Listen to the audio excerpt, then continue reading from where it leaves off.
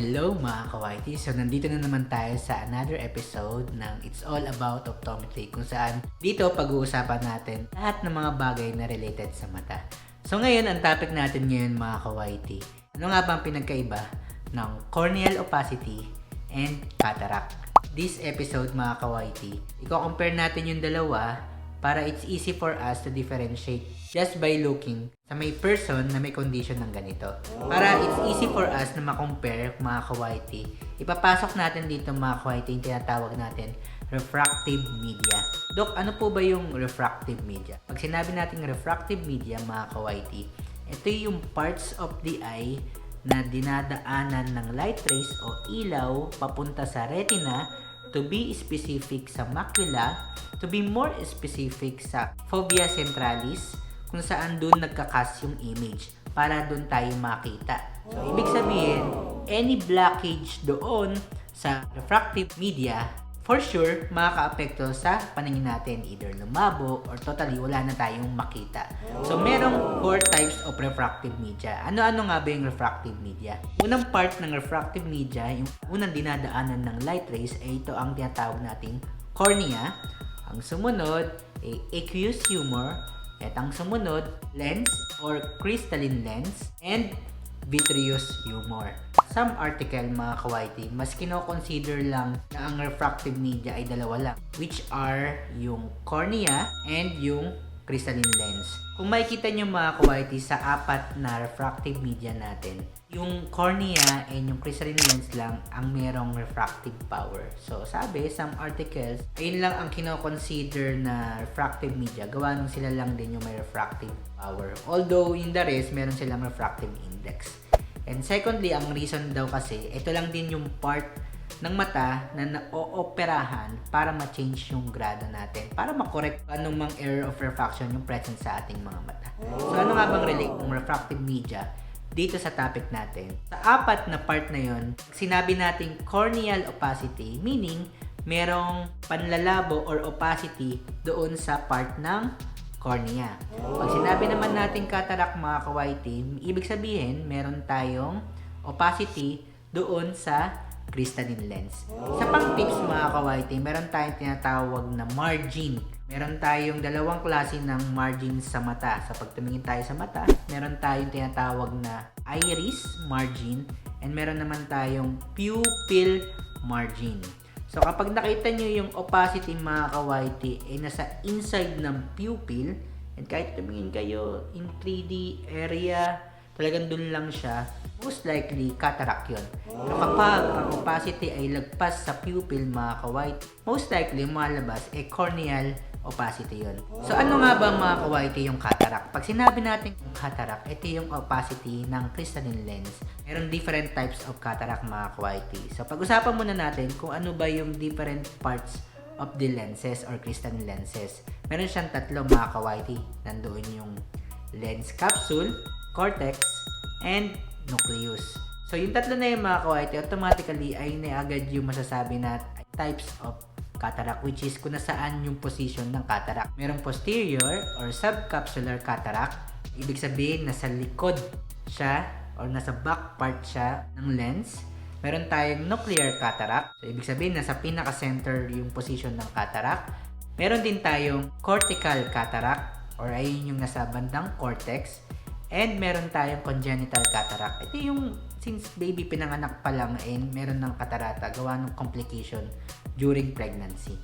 So ano-ano nga ba mga kawaiti yung signs and symptoms na merong cataract? Nandito yung clouded, blurred, or dim vision, increasing difficulty with vision at night, sensitivity to light and glare, need for brighter light for reading and other activities, seeing halos around lights, frequent changes in glasses and in contact lens prescription, fading or yellowing of colors, and double vision.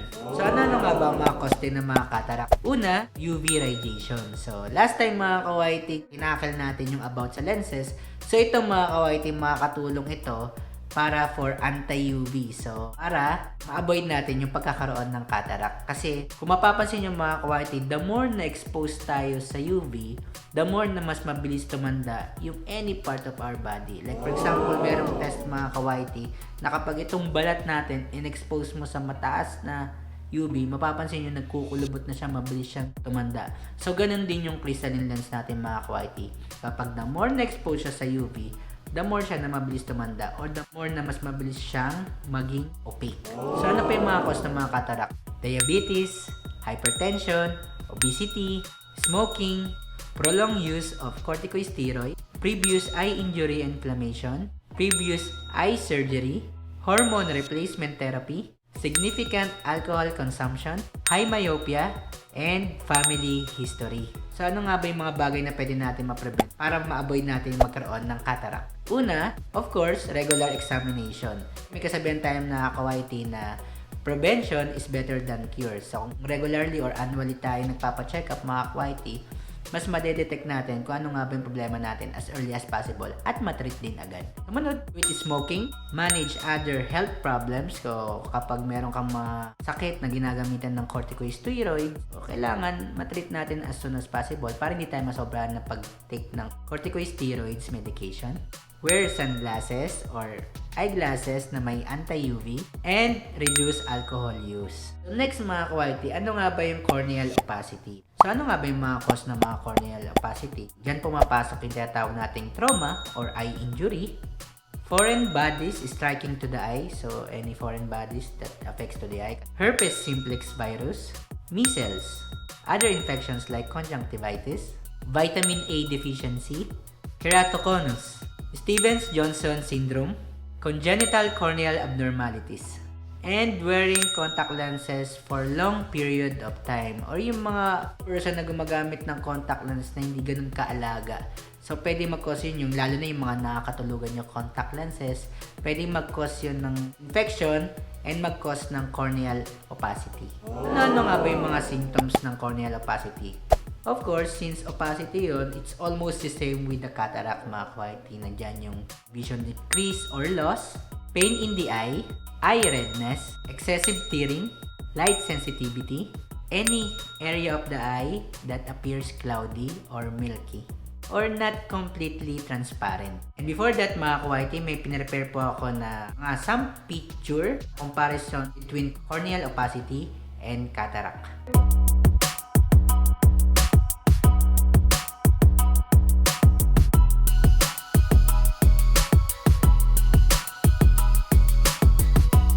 Yun po mga ka-YT, thank you so much. And create po ako ng FB page na JC Production.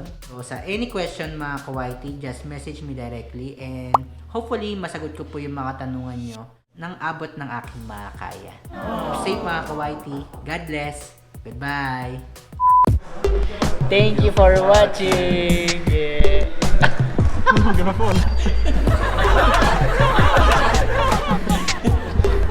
Thank you, Dr. J, for my new eyeglasses.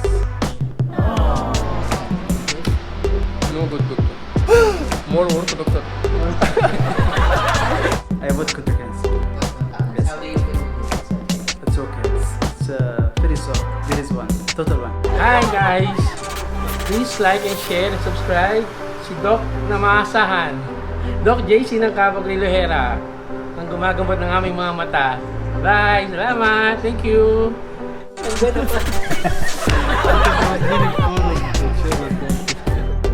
Thank you for watching!